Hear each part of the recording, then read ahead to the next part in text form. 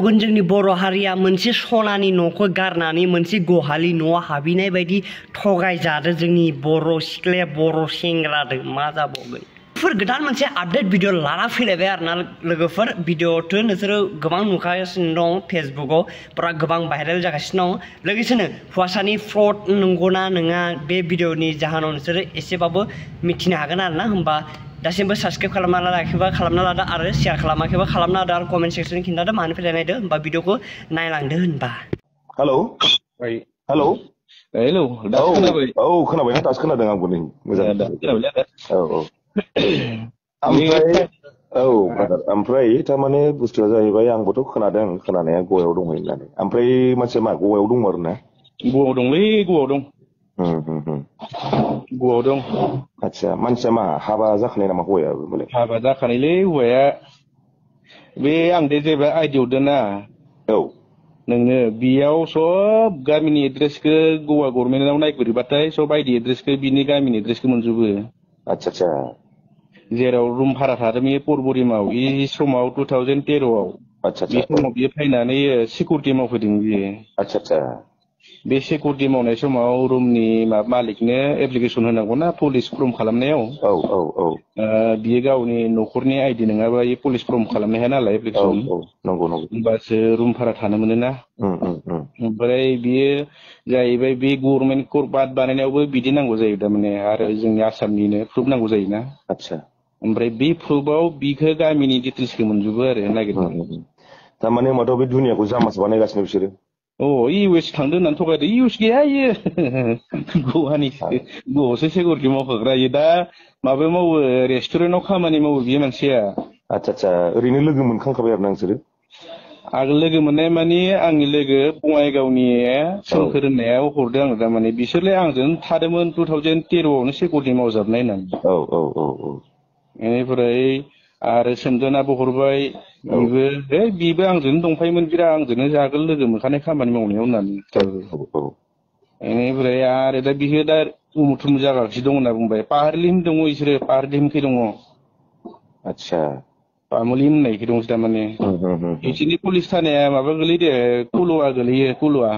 गोलैयोना दा बिसोर जेराव दङ इसोर जेखै दङ कुलुवा 20 गोलैयो आरो बिसोरनि पुलिस थानाया आच्छा आच्छा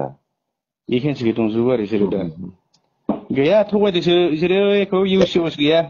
थारमाने मानसिया मा बेखौ थारमाने होमबालाय हिनजावखौ थारमाने ओरैनो स्केम खालामनानै फासायनायसो ना गावसोर माबायदि जानाय बायदि मोनदों नों जेनेबा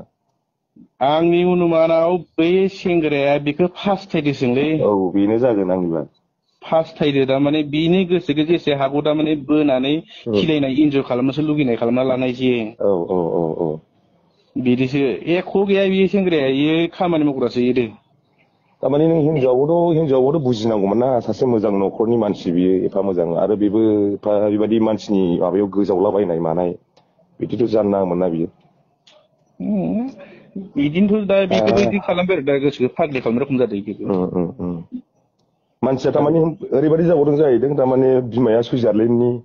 बिफाया एख' नङा इयो सुइजारलेण्ड गैया इयो नै बे एड्रेसाव ना बिनि डिटेल्स गामिखौबो मोनजोबो आं जेराव आइडि हरदों ना बे आइडियाव बिनि गामिनि न'खरखौबो सब मोनजोबो इनि नामा प्रबित बसुमतारि ना पबित्र बसुमतारि औ बिनि गामिनि सब नागिरना मोनजोबो बेयावनो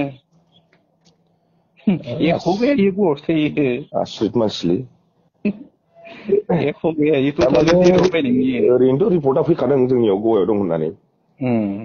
बे आरो जायखिया आं खिथानाय जाबाय आरो दा पामुलि मिरियाखै दं बिसोरो पामुलि ना पामुलि मिरिया कुलुवा बिसिना पुलिस गोलै कुलुवा सानबेसे जाम्बा बानायनोब्रा मानसिफोरखौलाय सानबेसे जाम्बा बानायनो आंबो दुखु नांदो इदि जाथि न'खर मालायनिखौ सेफायनाया बया नाङोना जायोबाबो बेनो जादों खोथाया जायबाबो एसेबाबो दुखु नाङो निजिनि जाथियानो बेसे दायजों मिजों थांना मा जागासिनो दङ आरो बिदिनो मैया थारमाने गाव आंजों रायज्लायदोंमोन नालाय फैसालिया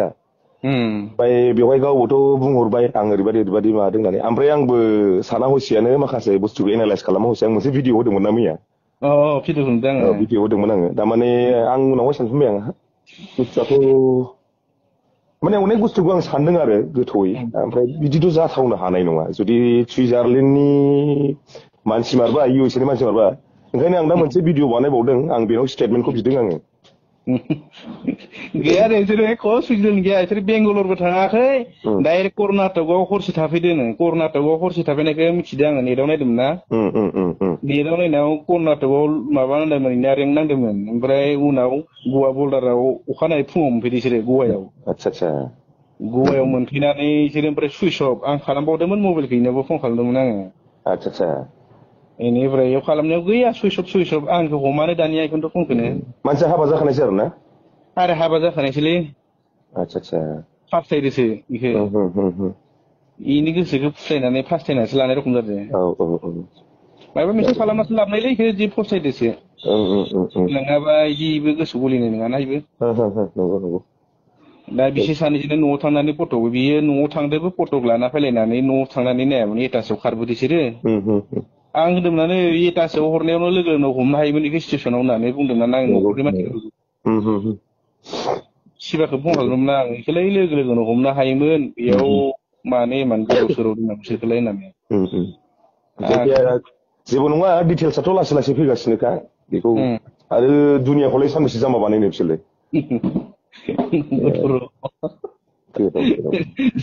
जेबो नङा दे बिसोर सानैखौ गवायावनो दङ गवानिफ्राय गरम खाराखै